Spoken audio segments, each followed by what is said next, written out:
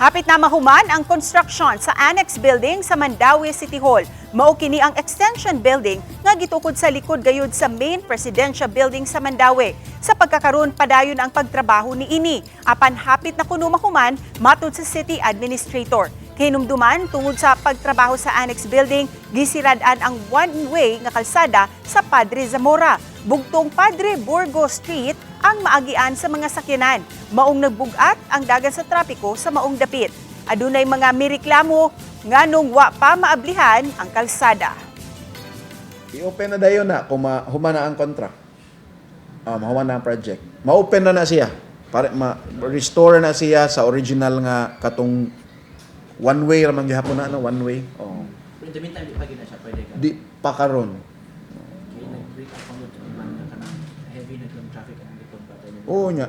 Nireklamo sa dang mga taga dito.